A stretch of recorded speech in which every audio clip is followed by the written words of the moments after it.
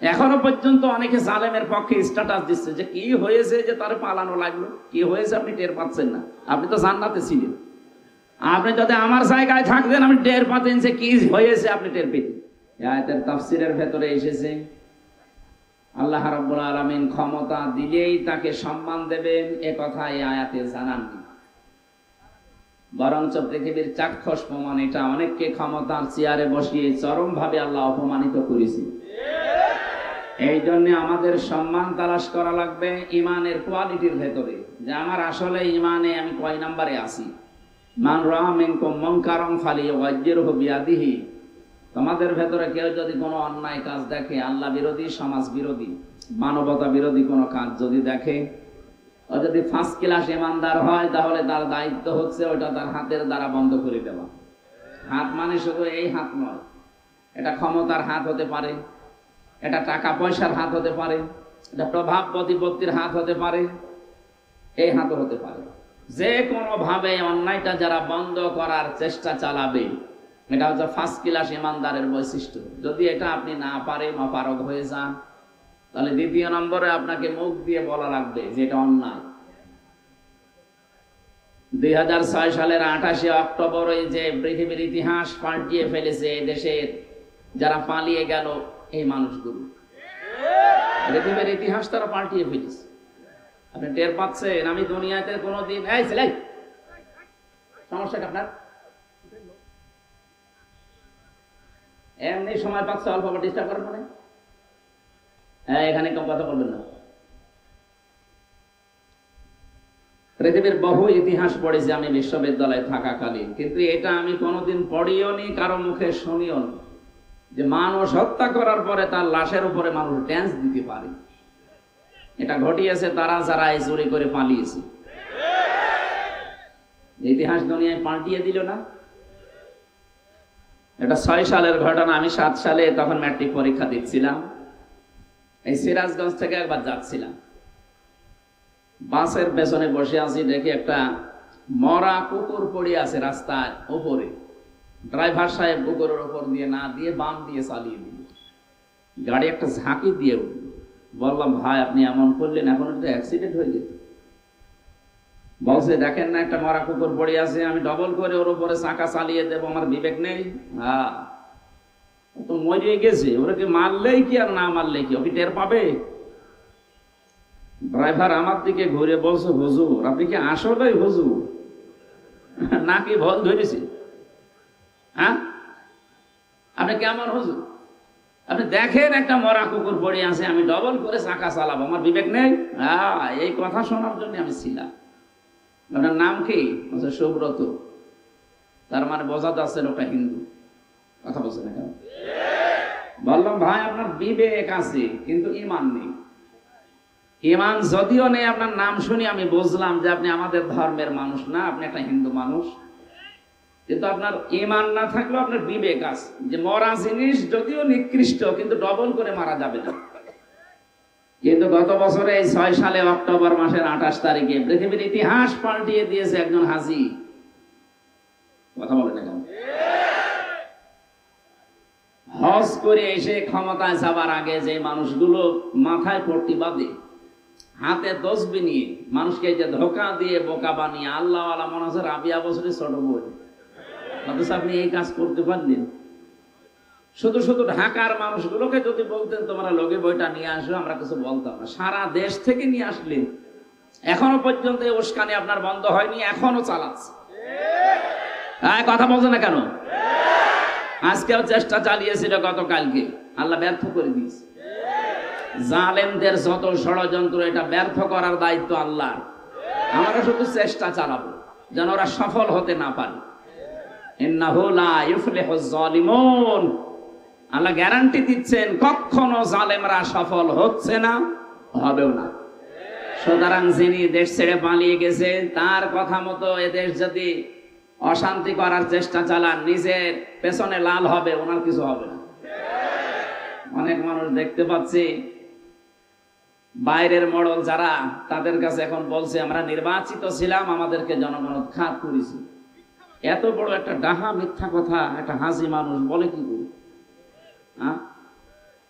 যদি ওনার ছেলে মেয়ে বলতো যারা হজ করেনি তাদের মেনে নিতাম যে ও ওই রকম বলতে পারে। আপনি হাজি, কথা বলছেন না কেন? আপনি কি দেখে আসলেন আল্লাহর ঘর? আজকে আমার তেলাওয়াত কি তো আয়াত ওইটা তো এই জন্য বলছি যে আল্লাহর ঘর যারা দেখে আসে, আল্লাহ বলেন মোবারকান, বরকতময় ও হুদান, এটা পথ নির্দেশনা দেয় লিল আলামিন, বিশ্বের মানুষদেরকে। এই জন্য মানুষ ওখানে যায়। তা আপনি প্রতি বছরে বছরে যেতেন, কি দেখে আসতেন? আমার তো মনে হচ্ছে আপনি অন্য কিছু দেখতেন নাকি আল্লাহ জানে। তাছাড়া আল্লাহর ঘর দেখলে তো অন্তত তার ভেতরে কিছু আসবে। এত বড় ডাহা মিথ্যা কথা যিনি বললেন যে আমি নির্বাচিত ছিলাম, আপনি যে নির্বাচিত ছিলেন এটা যদি শয়তানকেও বলেন, শয়তানও হাসবে, বলবে একটা কথা বলবেন। এই 15.5 বছর কোন নির্বাচন হয়েছে? 154 জন হয়ে গেছে নির্বাচনের আগে। এই কথা বলেন না কেন? দিনের ভোট রাতে করে ফেলে আপনি ঘোষণা দিলেন যে আমরা এমপি। আপনার লজ্জা করে না? 3.5 থেকে 4 লাখ মানুষের অর্ডার নেওয়া লাগে, রায় নেওয়া লাগে, ভোট নেওয়া লাগে, তারপর বলা লাগে। আপনি একজনেরও নেননি। আপনি যে নেননি তার প্রমাণ আমি জেলখানায় থাকতে, ওসি ছিল আমার সাথে। ওসি সাহেব আমার বলছে, হুজুর আমি একটা তওবা করেছি, আপনি দেখেন তো আমার তওবা হয়েছে কিনা। এই ছেলে, দাঁড়িয়ে থাকেন, বসে থাকেন, কথা বলবেন না। ঠিক আছে, বলেন দেখি আপনার তওবা কেমন হইল। মনে বলছে এই যে নির্বাচন গেল, এই সময় আমি বাইরে ছিলাম। আমি রাত 12টার পর থেকে আমার যা দল বল আছে, এসআই এবং কনস্টেবল, এদেরকে নিয়ে আরো কিছু আল্লাহর ওলিদের সাথে নিলাম। আমি আল্লাহর নামে ভোট কাটা আরম্ভ করলাম, ফজর পর্যন্ত কাটা। এটা কোরআন শরীফ আমার সামনে, এইভাবে বলছি। আমি ফাঁসির কন্ডেম ছেলে ছিলাম, ওই জায়গায় যে বলছে আমার তাওবাটা আপনি দেখেন। ফজর পর্যন্ত ভোট কমপ্লিট করে আমি বাক্স ভর্তি করে জায়গা মতো পাঠিয়ে দিলাম। এবার গোসল করলাম, ওযু করার পরে আমি 2 রাকাত নামাজ পড়ে বললাম আস্তাগফিরুল্লাহ। হুজুর আমার এই তাওবা কি হয়েছে? না, এ তো তাওবা কইলেন আপনি আল্লাহর কাছে। আপনি কি আল্লাহর কাছে দোষ করেছেন? আপনি দোষ করেছেন হামজার কাছে। এক কথা বলেন না কেন? আপনি দোষ করেছেন মোরাদের কাছে। আমাদের আপনি ভোট দিতে দিলেন না। আমি দিনের বেলায় আশা করে আসি যে দেব, আপনি রাতেই শেষ করে দিলেন। আমি কিভাবে আপনি বলেন যে আমি আস্তাগফিরুল্লাহ? আপনি তো আল্লাহর কাছে দোষ করেননি, করেছেন হামজার মতো 3.5 থেকে 4 লাখ মানুষের কাছে। এদের কাছে আগে মাপ চাবেন। এরা যদি মন থেকে বলে ঠিক আছে যা করে ছেড়ে দিলাম, এতটুকুই হবে না। ভয়ঙ্কর তথ্য হচ্ছে আপনি এই 15.5 বছরে বহু মানুষ দুনিয়া থেকে বিদায় নিয়েছে, তাদের কাছে মাপ চাবেন কি করে? কথা বলছেন? এই জন্য তাওবা ওনারটা যেমন হয়নি, এদেশে বহু মানুষের তাওবা এখন এই ঠেলায় বোর্ডে ঢেলায় সালাম করছে। হুজুর আমার একটু ভালো করেন। ভালো করবো কি করে? আপনার কারণে মোরা 15.5 বছর ব্যবসা করতে পারিনি। ও পালিয়ে পালিয়ে রাতের পরে রাত, দিনের পরে দিন পালিয়েছে। আপনার কারণে হাজার হাজার টাকা নষ্ট হয়ে গেছে। আপনার কারণে বহু মানুষ 15.5 বছর বিনা কারণে জেল খাটতেছে। কত মানুষ আয়না ঘরে, বড় আশা ছিল ফিরে আসবে ইলিয়াস আলী, না আর ফিরে আসবে না। আপনি এরকম একটা নাটক করলেন, তার মেয়েটাকে বুকের ভেতরে নিয়ে যে না তোমার বাবা যদি বেঁচে থাকে আমি নিয়ে আসতেছি। আপনি কিন্তু জানতেন যে ওই সময় সে বেঁচে আছে। আমি আয়না ঘরে 10 দিন ছিলাম, আমি জানি। এখানে যখন চোখ বেঁধে নিয়ে যেত, ভেতরে যাওয়ার পরে খুলে দিত। যাওয়ার পরে দেখতাম এক একজনের নখ এত বড় বড়, চুল দাড়ি গোপ, মনে হচ্ছে যে জঙ্গল থেকে বেরিয়ে আসতেছে। কেউ আছে 5 বছর, 7 বছর, 8 বছর, 9 বছর, 14 বছরের মানুষ আমি পেয়েছি। বলেন তো, একটা কবরের মতো জায়গায় 14টা বছর একটা লোক আছে, আপনি কি খেলা মনে করেন? আপনি 2 দিন থেকে দেখেন তো। এখনো পর্যন্ত অনেকে জালেমের পক্ষে স্ট্যাটাস দিচ্ছে যে কি হয়েছে যে তার পালানো লাগলো, কি হয়েছে আপনি টের পাচ্ছেন না। আপনি তো জান্নাতে ছিলেন। আপনি যদি আমার জায়গায় থাকতেন আপনি টের পাতেন যে কি হয়েছে, আপনি টের পেতেন। এই বড় বড় নখ দিয়ে অনেকে দেওয়ালের সাথে খুশিয়ে খুশিয়ে মোবাইল নাম্বার লিখে ছোট ছোট করে লিখেছে, ভাই যদি বাইরে যেতে পারে অন্তত এই নাম্বারটা একটু জানাবেন যে আমি বেশি আছি। একটা লোক জানে না 14 বছর যে এটা কোন বছর ও জানে না, এটা কোন মাস ও জানে না, এটা কয়টা বাজে তাও জানে না। আপনি মানবতার সাথে এই কৌতুক করে এখন মানবতার কথা বলছেন বিশ্বের মোড়লদেরকে। নূর হোসেন দিবস পালন করতে গেছে, পৃথিবীর সবচাইতে বড় স্বৈরাচারীর তালিকায় 6 জনের নাম আছে। আপনি ইন্টারনেট দেখেন, তার ভেতরে যিনি পালিয়েছে ওনার নাম পাবেন। এখনো পর্যন্ত বলে আমি কি করেছি যে আমার পালানো লাগবে, আমি নির্বাচিত। এত বড় মিথ্যা কথা আর বলে নিজের পাপের বোঝা আর ভারী করবেন। কথা বলেন না কেন? পাপ যা করেছেন ওইটা শাস্তি নিয়ে দেখেন। অন্তত বাকি পাপের বোঝা যদি এখন মিথ্যা কথা বলে আবার বাড়াতে থাকেন, আর আপনার এই উশৃঙ্খল বক্তব্য শুনে যারা আছে এরা যদি পেছনে লাল করে, আমাদের কোনো অসুবিধা নেই, লাল করাই হবে। 15.5 বছরে বহু কিছু সহ্য করেছি, আর আমাদের সহ্যের বাইরে চলে গেছে। সুতরাং আমরা যারা এখানে এসেছি, আমাদের মর্যাদা সম্মান আল্লাহ বাড়াবেন যাদের ঈমানের কোয়ালিটি আছে, যারা অন্যায় দেখলে হয় হাত দিয়ে নাই মুখ দিয়ে, যদি এইটাও না পারে অন্তত সে যেন অন্তরে পরিকল্পনা করে কি করে অন্যায়টা বন্ধ করা যায়। বাংলাদেশে কয়েকটা অন্যায় এখন শুরু হওয়ার সম্ভাবনা ছিল, আল্লাহ যদিও বন্ধ করে দিচ্ছে। এই যে সমকামিতার নাম নিয়ে, মানবাধিকারের নাম নিয়ে সমকামিতা প্রমোট করছে, এটা যে প্রকাশ্য হারাম কাজ, আল্লাহর সৃষ্টিকে পুরা পাল্টিয়ে দিচ্ছে তারা। এদেশে একটা মুসলমান জীবিত থাকতে পৃথিবীর যত বড় শক্তিশালী রাষ্ট্র হোক, এদেশে আল্লাহর এই হারাম কাজের কোন অফিস ঢাকাতে আমরা খুলতে দেব না। এতে জীবন যায় যাক, থাকে থাক। ইব্রাহিম আলাইহিস সালাম আমাদের জাতির পিতা, বানানো কাউকে আমরা মানি না, মানতে পারি না। আল্লাহ বলেন হুয়াজিতাবাকুম, আমি তোমাদেরকে নির্বাচিত করেছি। ঢাকাবাসী বিবেক দিয়ে বলবেন, নির্বাচিত করা হয় যে পদ্ধতির মাধ্যমে, তার নাম নির্বাচন। বলেন বলেন, নির্বাচন সিস্টেমই তো আপনি ধ্বংস করে ফেলেছেন। এটা বিশ্বের কাছে বলতে পারেন না যে আমি নির্বাচন তুলে দিয়েছিলাম, তখন আপনি জোটা পিঠা খাবেন।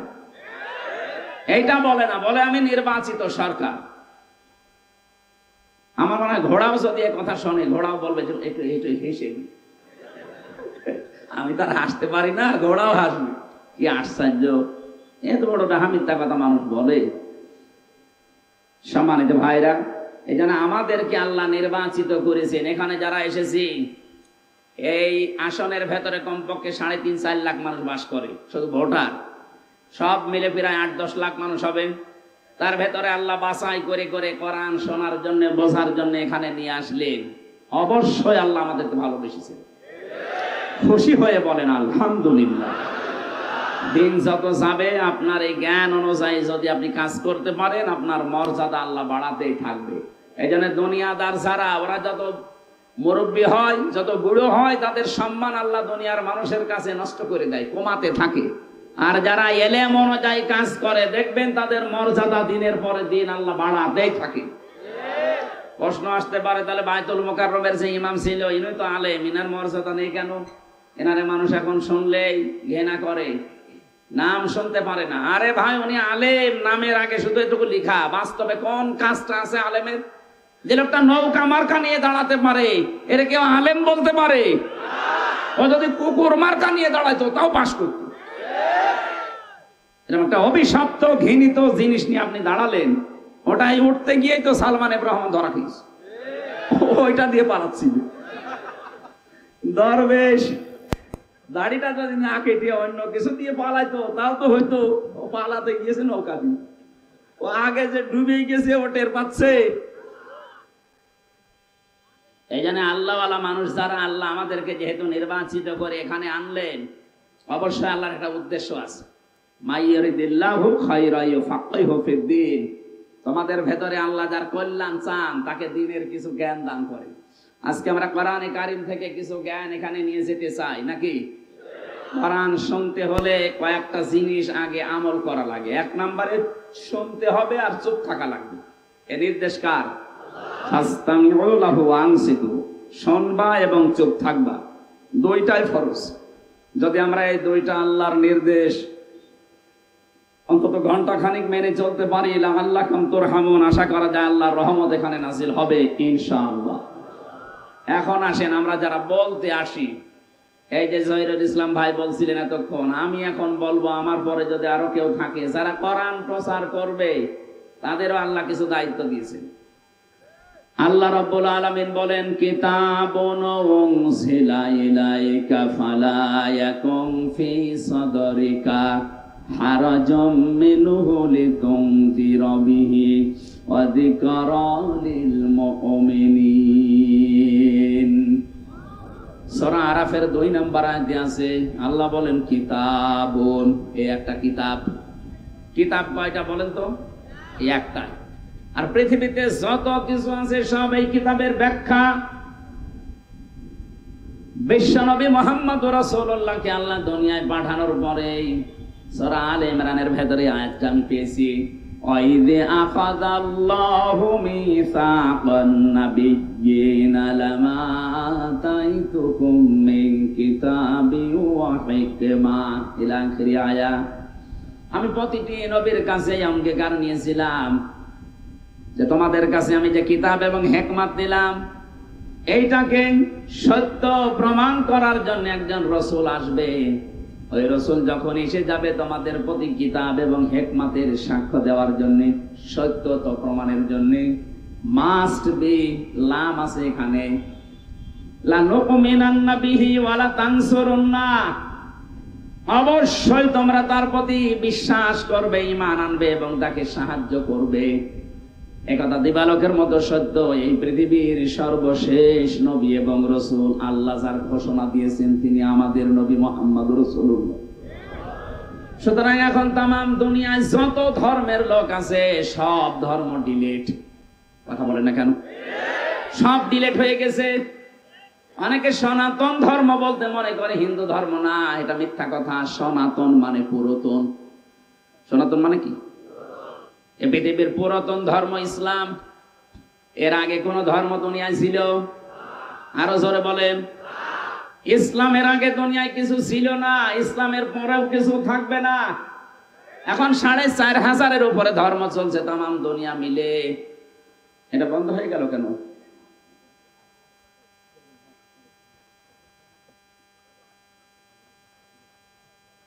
৳৪৫০০-এর উপরে ধর্মের সন্ধান আমরা পেয়েছি। আল্লাহ পাক বলেন এতগুলো ধর্মের ভেতরে মাত্র একটা ধর্ম আমার কাছে মনোনীত, ইন্নাদ-দীনা ইনদাল্লাহিল ইসলাম। তামাম পৃথিবীর যারা আছেন সবাইকে আহ্বান জানাচ্ছি আপনারা এই শান্তির ধর্মে দীক্ষিত হন। দুনিয়ায় শান্তি, স্বস্তি, নিরাপত্তা যিনি বানিয়েছেন তিনি দেবেন। কথা বলেন না কেন? এটা মনে করছেন আমি মাত্র ১০,০০০ মানুষের সামনে, না, এটা রেকর্ড হচ্ছে তামাম পৃথিবীর বিভিন্ন ভাষায় কালকে ছড়িয়ে যাবে। সবার উদ্দেশ্য নিয়ে বলছি ৪৫০০ ধর্মের ভেতরে কম বেশি কিছু না কিছু পক্ষপাতিত্ব আছে। আপনি যে কোনো ধর্মের মূল নীতিগুলো পড়বেন দেখবেন টেনে টেনে তারা নিয়ে গেছে। কোরআনে কারিমের কোন কথা আমি আজ পর্যন্ত যতটুকু লেখাপড়া করেছি আল্লাহ টেনে বলেননি, যতটুকু বলা দরকার লাইন মতো বলেছেন। সুবহানাল্লাহ বলতে পারেন নাই? আশা করব আপনারা এখানে আসেন, এটা দেখেন, এটা পড়ার মাধ্যমে সিদ্ধান্ত নেন। সংসদে দাঁড়িয়ে একবার একজন বলেছিল আমার ছেলে বিয়ে করেছে খ্রিস্টান মেয়ে, এটা অসুবিধা নেই, উনি আহলে কিতাবের লোক, ওনার ঈমান থাকবে না। আহলে কিতাবের এই আয়াত অনুযায়ী কিসের আহলে কিতাব দাবি করছেন? ওই কিতাবগুলো তো এখন আর ঠিক নেই। ওই খ্রিস্টানরা, ওই ইহুদিরা ওরা নিজেদের মন মতো পাল্টাতে পাল্টাতে পরিবর্তন করে ফেলেছে। যেহেতু আল্লাহ শুধু কোরআনের গ্যারান্টি নিয়েছেন, এই জন্য কিয়ামত পর্যন্ত এর ভেতরে কেউ হাত দিতে পারবে না। আল্লাহ কিতাবের নাম বলতে গিয়ে নিজের নাম ব্যবহার করেছেন। আল্লাহ রাব্বুল আলামিন বলেন এমন ভাবে একে সংরক্ষণ করা হয়েছে, এর ডান থেকে বাম থেকে উপর থেকে নিচ থেকে শয়তান প্রবেশ করতে পারবে না। ওয়া ইন্নাহু লাকিতাবুন আজিজ। বলেন আল্লাহু আকবার। আজিজ কার নাম? আরো জোরে বলেন। আল্লাহ কিতাবের আগে নামটা দিয়ে দিলেন। এটা এমন মর্যাদাবান, সত্যি যদি কেউ সম্মান মর্যাদা দুনিয়ায় শান্তি স্বস্তি আর নিরাপত্তা নিয়ে বেঁচে থাকতে চায় এর কাছে মাস্ট বি আসা লাগবে। আপনি এর কাছে না এসে কাঙ্ক্ষিত মানের শান্তি স্বস্তি নিরাপত্তা পাবেন না। প্রশ্ন আসতে পারে বিশ্বের বহু বড় বড় দেশে উন্নত যাদেরকে বলে নিরাপত্তা, কিসের নিরাপত্তা? এই ছোট জীবনে আমি বহু দেশ ঘুরেছি। কয়েকদিন আগে সিঙ্গাপুর, থাইল্যান্ড সহ কয়েকটা দেশ ঘুরে আসলাম। ওরা উন্নত ঠিক, কিন্তু মানুষের গ্যারান্টি দিতে পারে না। আমেরিকা এত উন্নত, সন্ধ্যা 7টার পরে মার্কেট গুলো বন্ধ করে দিতে বাধ্য হয়, কারণ গ্যারান্টি নেই, নিরাপত্তা দেবে কে? আমাদের দেশে কোরআনের নিয়ম নীতি চলে না, সবগুলো যতটুকু বিশ্বাস আছে এই বিশ্বাসের উপরে নির্ভর করে নরসিংদীর বাবু বাজার রাত 2টা-3টা পর্যন্ত বাজার চলছে। এটা যদি সত্যি কায়েম হয়ে যায়, 2টা-3টা পর্যন্ত না, ফজর পর্যন্ত চললে কেউ চোখ তুলে তাকাবে না। সেরকম একটা দেশ আমরা চাই। কথা বলেন ঠিক কিনা? আল্লাহ বলেন, হে নবী, এই যে কিতাব আপনাকে আমি একটা দিয়েছি, এটা শুধু সোমা খাবেন আর মাথার উপরে রেখে দেবেন। কি করবেন এটা দিয়ে? কিতাবুন উনজিলা ইলাইকা ফালা ইয়াকুম ফি সাদরিকা হারাজুম মিনহু লিতুনদিরা বিহি। এটা দিয়ে যখন মানুষদেরকে সতর্ক করবেন, ওই সময় যেন আপনার মনে কোনো সংকীর্ণতা কাজ না করে। আপনি কারো দিকে টেনে কথা বলবেন না। এখানে আমি হারাজনের 6টা অর্থ পেয়েছি।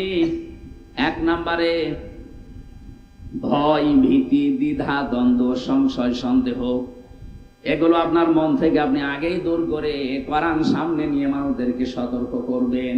সবার উপকার হবে না। ওয়াজিকারালিল মুমিনিন, যে মানুষগুলোর ঈমান আছে এই মুমিনদের কোরআনের আলোচনায় উপকার হবে। কে বলছে? ওয়াদাক্কির ফাইন্না যিকরা তানফাউল মুমিনিন। আপনি আলোচনা করেন কোরআন দিয়ে, যে মানুষগুলোর ভেতরে ঈমান আছে এদের উপকার হবে। তানফাউ, এটা মুজারে, বর্তমান, ভবিষ্যৎ, প্রেজেন্ট, ফিউচার। সত্যি যারা এখানে শুনছে, কিছু না কিছু হলো আপনার ভেতরে কিছু আসবে, মাস্ট বি আসবে। এখন যদি নাও আসে, যেহেতু তানফাউ, বাড়ি যাওয়ার পরে বিছানায় মাথা দিয়ে, বালিশে মাথা দিয়ে আপনার মনের ভেতরে একটা প্রতিক্রিয়া আসবে, আপনার হেদায়েত পাওয়ার মতো মন থাকে। আল্লাহ যেন এরকম কিছু আমাদের সবার জীবনে দান করেন, বলেন আমিন। ফাযাক্কির বিল কোরআন মাই ইয়াখাফু ওয়াঈদ, so admonish and or by the holy Quran him who fears my threat। আল্লাহ বলেন, আপনি তাদের সামনে কোরআন দিয়ে নসিহত করেন, উপদেশ দেবেন, যে মানুষগুলো আল্লাহর ধমকের ভয় করে। আমাদের আল্লাহর ধমকের ভয় আছে না নেই? এখানে হারাজনের ব্যাখ্যা আধুনিক ভাবে আমি 2টা পেয়েছি। একটা তাফসীরে হাক্কানীতে আছে। 1 নম্বরে, হে নবী, কোরআন দিয়ে যখন আপনি মানুষদের সামনে আলোচনা করবেন, দেখবেন আরে বোকা হুজুর তো যায় না, যেটা আমি রামসা এখানে বলছিলাম লাইট বন্ধ করবেন, আর কি করেছে নাকি বাঁশর ঘর সাজিয়েছে, লাইট দেওয়া লাগে।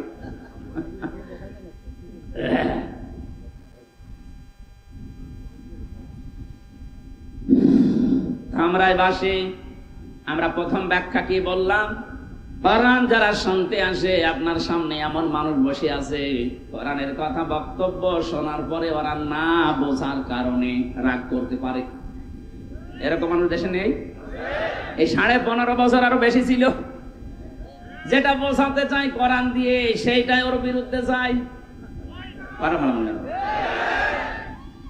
একবার খুলনায় গিয়েছিলাম, রূপসা থানা সম্ভবত সভাপতি, উনি ওই থানার যারা পালিয়েছে ওই দলের সভাপতি।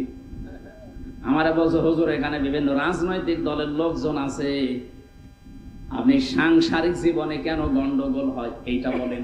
ঠিক আছে, এখন স্বামী স্ত্রীর গন্ডগোল হয় 5টা কারণে, আর এটা মেটাতে হয় 5 কারণ দিয়ে। কোরআনে কারিমের সূরা নিসা 34-35 নম্বর আয়াতে আল্লাহ ব্যাখ্যা দিয়েছেন। আমি একেবারে লাইন আকারে বলতে আরম্ভ করলাম। মাহফিল শেষ করে ওনার বাড়িতে খাবার খাওয়া, যেই গেছি মুখ গোমরা করে আছে। কি রাগ হয়ে গেল কেন? হুজুর, আমার বউর সাথে যে আমার গন্ডগোল, আপনি জানলেন কি করে? কি করে জানেন? না, আপনারে মনে হয় কেউ বলে দিয়েছে। আপনি আজ যা যা বললেন এইটাই আমার আজকে দিনের বেলায় হয়েছে। আমারে কেউ বলে দিয়েছিল না? বলেছে একজন। 1500 বছর আগে কোরআনে কারিমে আল্লাহ আগেই জানিয়ে দিয়েছেন যে এই কারণে গন্ডগোল হয়। কথা বলেন না কেন? ওইটা বললে ও যদি একদিন দিনের বেলা ওই রকম কাজ করে ওর মিলবে না। বলেন বলেন। এটা না কোরআনের আসল যে বক্তব্য না বোঝার কারণে রাগ করতে পারে, মন খারাপ করতে পারে, এরকম শ্রোতা দেশে আছে। দ্বিতীয় নম্বরের ব্যাখ্যা পেয়েছি, এইটাই আমার মনে হয় এখন আসল।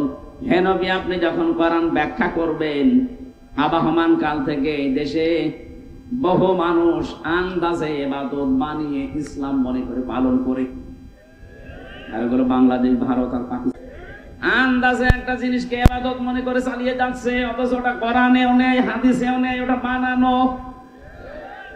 আপনি যখন কোরআনের ব্যাখ্যা করবেন তখন তো এগুলো টিকবে না, কারণ পৃথিবীর যত বানানো ইবাদত আছে সব অন্ধকার। এই কথা বলেন না কেন? আর অন্ধকার ভালোবাসে দুনিয়ায় 3টা প্রাণী, পেঁচা, বাদুড় আর চামচিকা। এজন্য দেখবেন এরা দিনের বেলায় বের হয় না, দিনের আলোতে, সূর্যের আলোতে পাবেন না, রাতের আধারে অন্ধকার হলে পাবেন। রাতের আধারে বের হয়ে স্থির থাকে না, মানুষের ফসল নষ্ট করে।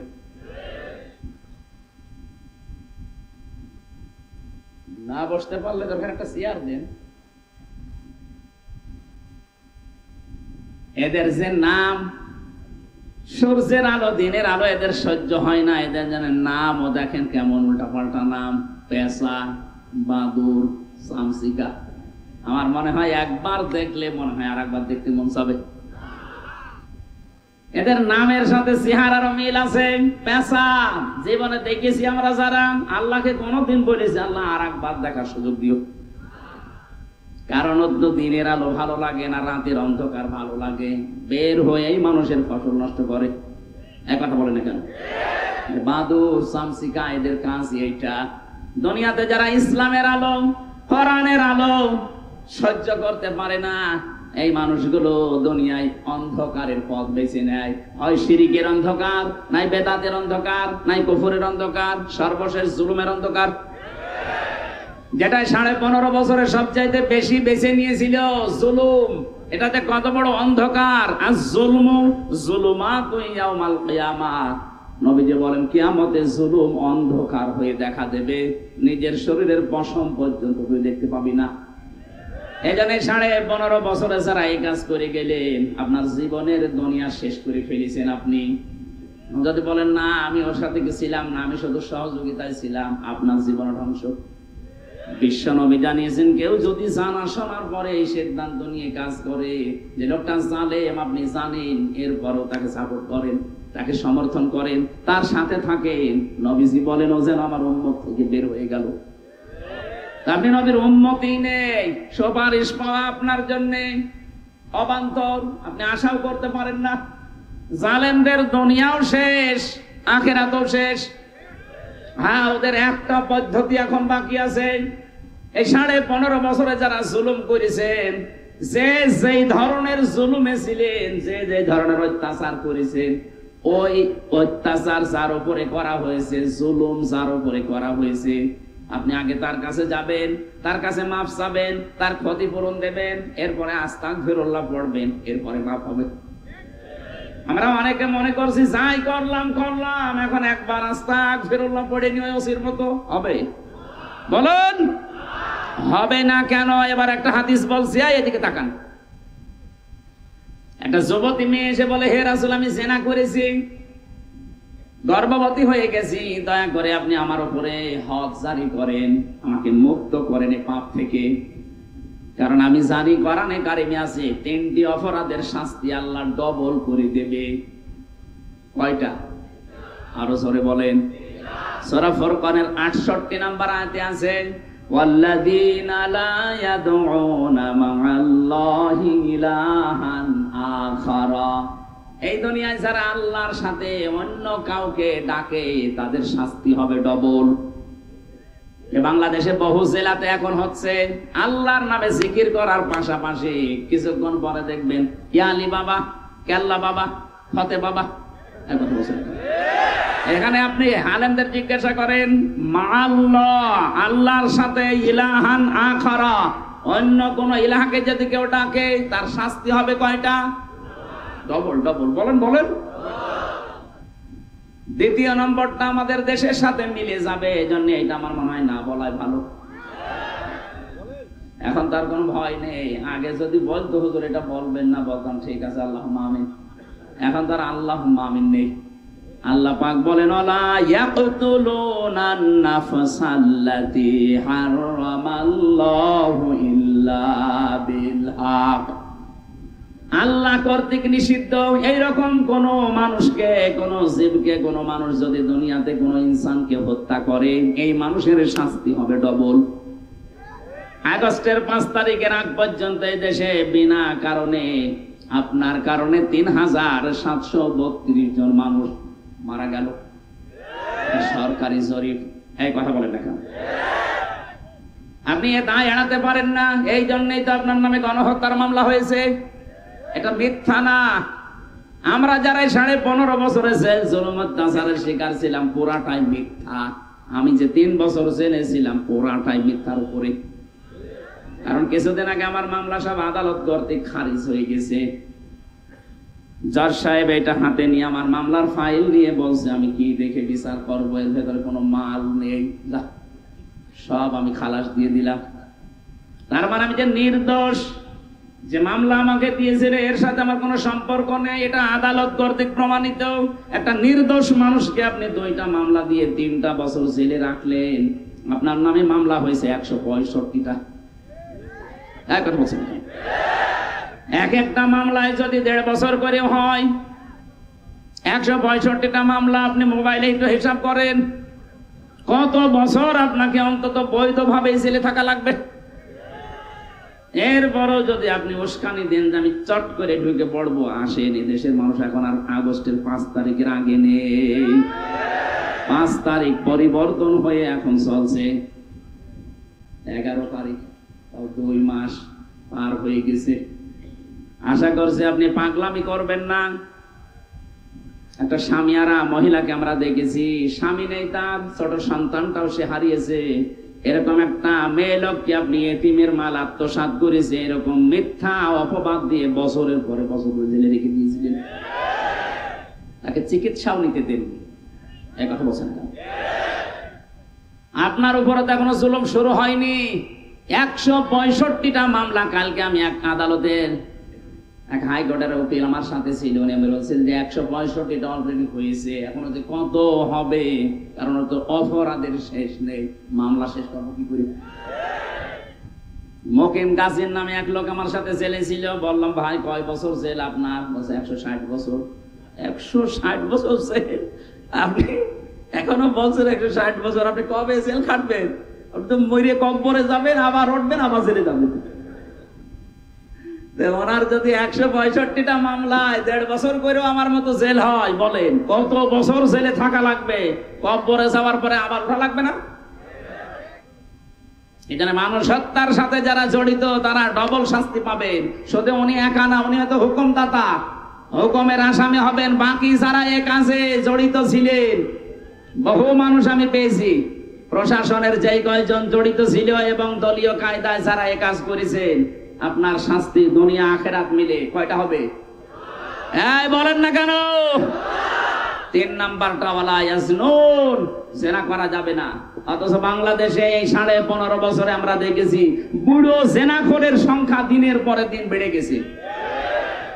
শরীর চলে না তাদের, নাকি রাত 12টা 2টা পর্যন্ত বিভিন্ন মানুষ ঘুম পাড়িয়ে বাড়ি যেত। বলেন নাউজুবিল্লাহ। এদের অবশ্যই হাতের জেনা, মুখের জেনা, লজ্জা স্থানের জেনা, তারপরে বাকি আমি বললাম না। এই কথা বলছেন এখন? জেনা করলে শাস্তি দুনিয়া আখেরাতে কয়টা? এই মেয়েটা এসে বলেছেন, হে নবী আমি জেনা করেছি, আমি জানি ডবল শাস্তি দুনিয়া আখেরাতে আমার হবে, আপনি দয়া করে আমার বিচারটা করে আমাকে মুক্ত করে দেন, কিয়ামতে যেন এই বিচার আল্লাহ ডবল করে না করে। নবীজি বললেন ঠিক আছে, বাড়ি যাও, সন্তানটাকে খালাস হোক। মেয়েটা যখন সন্তান নিয়ে এসেছে, নবীজি বললেন না এখনই বিচার করা যাবে না, আগে তোমার বাচ্চাটা খাবার খাওয়া শিখবে। তোমার স্তনের দুধ তার অধিকার আছে 2 বছর। যদিও দুধ পান করার এই কাজ মারা যদি পালন না করে, মায়ের গুনাহ হবে না। এ দায়িত্ব বাবার। কার? আমি কি বানিয়ে বলছি না?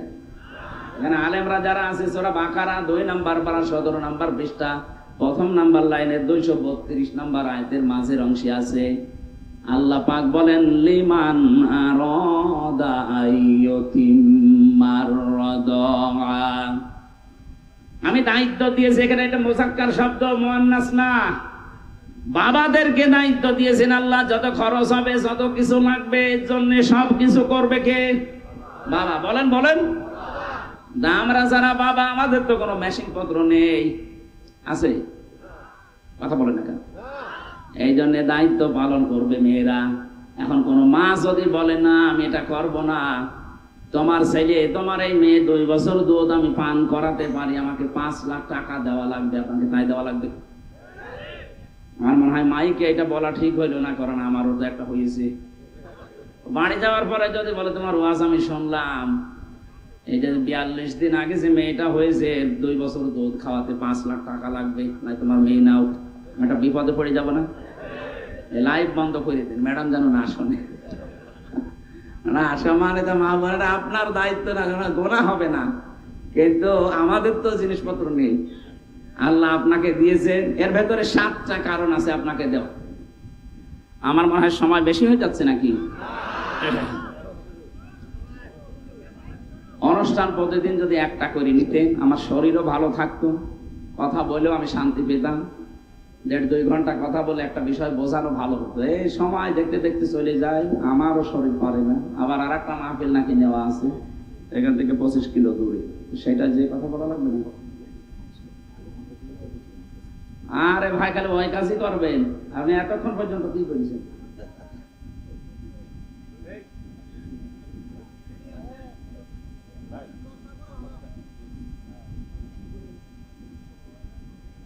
ধামরায় বাসী, আমি ব্যাখ্যার দিকে গেলাম না, বাদ দিয়ে দিলাম। আল্লাহ রাব্বুল আলামিন জানিয়েছেন পৃথিবীর মেয়েরা 2 বছর দুধ পান করাও। নবীজি মেয়েকে বললেন যাও, খাবার যখন শক্ত খাওয়া শিখবে তখন আমার কাছে আসবে। এসেছে ওই মেয়েটা, ওই ছেলেটাকে আল্লাহর নবী একজন সাহাবীর আন্ডারে দিয়ে বললেন এই মেয়েটাকে মাটির ভেতরে গেড়ে দাও, পাথর নিক্ষেপ করা আরম্ভ করো। চারিদিক থেকে যখন পাথর নিক্ষেপ চলছে, এই ওর কি রূপ বেরিয়েছে, ওদিকে তাকাচ্ছেন মানে? একটা গুরুত্বপূর্ণ পয়েন্ট বলছে, আপনি কোন দিকে তাকিয়েছেন? এদিকে তাকান। শেষ পর্যন্ত নবীজি বললেন পাথর নিক্ষেপ করা আরম্ভ করো। চারিদিক থেকে যখন পাথর চলছিল, হযরতে আবু সাঈদ খুদরি, 2 জনের নাম আমি পেয়েছি, অথবা খালিদ ইবনে ওয়ালিদ, তিনি বলেন আমি এত জোরে একটা পাথর নিক্ষেপ করলাম, মেয়েটার নাকের উপরে লেগে ফিনকি দিয়ে রক্ত আমার শরীরে লেগে গেছে। আমি ভর্ৎসনা বরদোয়া দিলাম, ঘৃণা ছড়ালাম যে কি এরকম নাপাক মহিলার রক্ত আমার শরীরে লাগছে। নবীজির কানে কথাটা যাবার পরে নবীজি বললেন থামো, এই কথা বলবা না। এই মহিলার যে অনুশোচনা, এর যে তাওবা, এই যে কাজ করলো তাওবার জন্য, এটা আল্লাহর দরবারে এত বেশি পছন্দ হয়েছে। জিবরাইল আমাকে জানিয়েছে কোন জালেম যদি এইভাবে তাওবা করতে পারে আল্লাহ তাকেও মাফ করে দেবে। আমি এই ঘটনাটা বললাম এই কারণে, হাদিসটা আজ এই 15.5 বছরে যারা জুলুম নির্যাতনের স্টিম রোলার চালিয়েছেন জাতির উপরে, বিশেষ করে ওই 14 দল বাদ দিয়ে বাকি সবাই আমরা তো মজলুম। কথা বলেন না কেন? নাম আমাদের আলাদা থাকতে পারে, কিন্তু ওই 14 দল বাদ দিয়ে বাকি সবাই আমরা এই দেশে মজলুম। এখানে ধর্ম দেখা দেখি নেই, যে ধর্মের লোক হোক, খালি 14 দল বাদে বাকি যা আছে সব আমরা মুসলিম। আমার সাথে তারেক জিয়া সাহেবের পিএস 3 বছর আমার পাশে ছিল প্রভু ভাই, ওনার বন্ধু যে গিয়াসউদ্দিন মামুন ভাই আমার নিচতলায় ছিল। এক একজনের মামলা শুনেছি বিএনপির যারা লিডার 313টা 565টা। কি গো, সারা জীবন তো ওর হাজিরা দিতেই শেষ হয়ে যাবে। আমি 2টা মামলায় পেরেশান হয়ে গেছি যে এত হাজিরা ভালো লাগে না, যদিও খারিজ হয়ে গেছে। আর ওদের এক একজনের মামলা 313টা 565টা। এই মাজলুম যারা, এত বছর পর্যন্ত আপনি যা করলেন, বিশেষ করে আয়না ঘর, এই যে গুম আর খুন, এর সাথে যারা জড়িত ছিলেন, বিনা কারণে মানুষকে মিথ্যা মামলা দিয়ে, মিথ্যা কেস দিয়ে ধরিয়ে দিতেন, আবার নিজেই ছাড়িয়ে আনতেন। মাঝখান থেকে আমার পরিবার থেকে 10 লাখ টাকা আপনি হাতিয়া নিতেন। এরকম হাতিয়া দেশে ছিল না?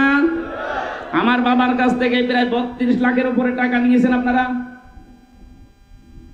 এই 3টা বছরে আমার বাবাকে আপনি একেবারে পেরেশান বানিয়ে ফেলেছেন। বলেছে 50টা মামলা দেব, তাড়াতাড়ি টাকা পাঠান। মনে হচ্ছে ও টাকা আমার বাবার কাছে পাই।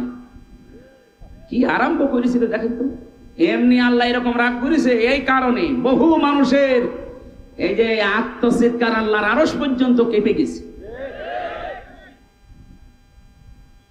এই জন্য আপনাদেরকে বলছি, আপনারা যদি মাপ পেতে চান শুধু আস্তাগফিরুল্লাহ হবে না, যার কাছে যে অপরাধ করেছেন, যার যে ক্ষতি করেছেন, ওই ক্ষতিপূরণ তাকে দেবেন।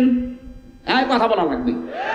ওই ক্ষতিপূরণ তাকে দেবেন, তার কাছে আপনি হাত জোড় করে বলবেন আমার ভুল হয়ে গেছে, অন্তত যা করা লাগে তুমি করো, আমি যেন মরণের পরে ধরা না খাই। আমি যদি বলে আমার 32 লাখ টাকা আমি বুঝে পেয়েছি, ঠিক আছে যা, আমার মতো এখন 3 বছর জেলে থাক, করে মাফ করে দিলাম। ব্যারিস্টার আরমানের বউ বলবে আমি 8 বছর ধরে আয়না ঘরে দেখতে চাই। এক কথা বলেন না কেন? এমিলিয়াস আলীর স্ত্রী বলবে আমার স্বামীর মতো আমি ওরে ঘুম দেখতে চাই। তাহলে আপনার মাফ হবে। এই জন্য জালেম যারা, ওদের দুনিয়াও শেষ, ওদের আখিরাতও শেষ। আমরা যেন সামনে এরকম জালেম কেউ হয়ে না যায়, যেন আমরা সতর্ক হচ্ছে। কোরআনে কারিমে সূরা শূরা, এটা 25 নাম্বার পারা, 6 নাম্বার পৃষ্ঠা, 12 নাম্বার লাইনের 42 নাম্বার আয়াতে আছে, ইন্নামাস সাবিলু আলাল্লাযিনা ইয়াযলিমুনান নাস। আল্লাহ বলেন অবশ্যই আমি আল্লাহ নিজে মামলা দায়ের করব দুনিয়ায় যারা মানুষ হয়ে মানুষের উপরে জুলুম করেছে। এই আয়াত অনুযায়ী বাংলাদেশে 1628টা চেয়ারে যারাই বসা ছিল প্রত্যেকেই আল্লাহর মামলার আসামি। হ্যাঁ, কথা বলে না কেন? আল্লাহর মামলার আসামি। কথা শুনতে সহজ মনে হচ্ছে, এর লোড জানেন? মামলার বাদী যত বড় হয়, শক্ত হয়, মামলা তত কঠিন হয়। এখানে সরাসরি মামলার বাদীকে, বিচারককে বলেন তো, নিজেই বিচারক, নিজেই যদি মামলার বাদী হয়, আপনি তো খালাস পেয়ে যাবেন। এই জন্য জালেম যারা, আপনার দুনিয়া শেষ, আপনার আখিরাতও শেষ। আমরা যারা অন্তত এখনো জুলুম করি না, আমরা যারা এখনো জুলুমের সাথে নিজেদেরকে জড়িত করি নাই, তাদেরকে আজকের তেলাওয়াতকৃত আয়াত থেকে শান্তি, স্বস্তি, নিরাপত্তা পাওয়ার জন্য কিছু শোনাচ্ছি, শোনেন।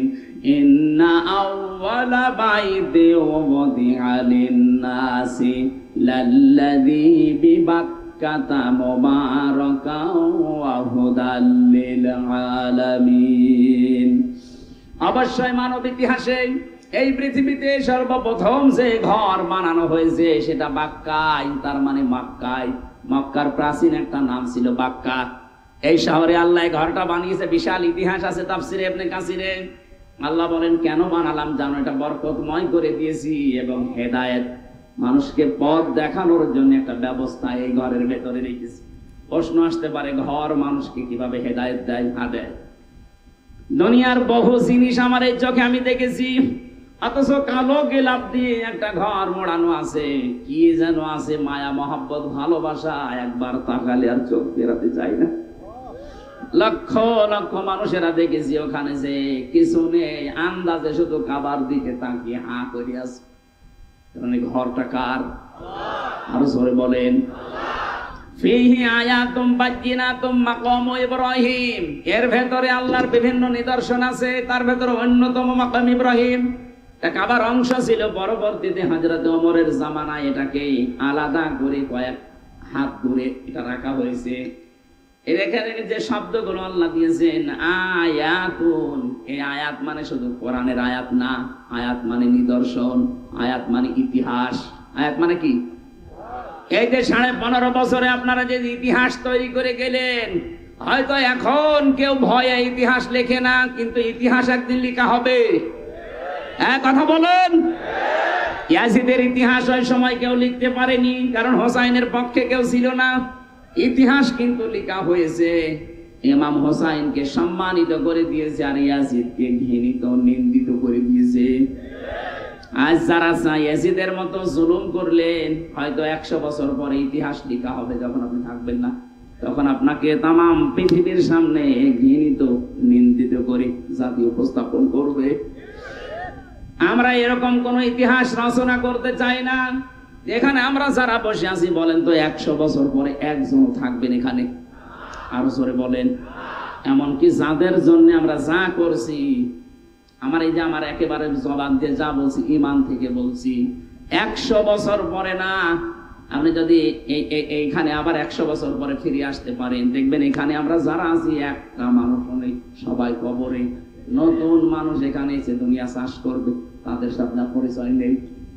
যে ঘর বানাতে গিয়ে দুনিয়াদারি হয়ে গেলেন, যে ঘর সম্পদ ব্যবসা বাণিজ্য করতে গিয়ে আল্লাহর বিধান আপনি ভুলে গেলেন, এই সিন্ডিকেট করে করে বিভিন্ন মালের দাম বাড়িয়ে দিলেন, আপনি মারা যান।